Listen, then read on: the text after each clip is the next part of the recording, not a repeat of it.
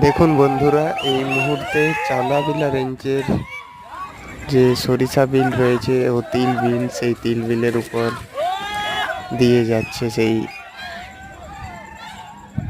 ছটি সাতটি দল হাতি।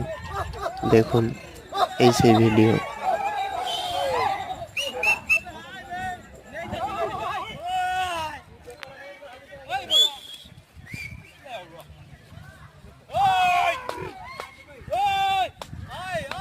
পল্টুটা বড় পালাই গেল যে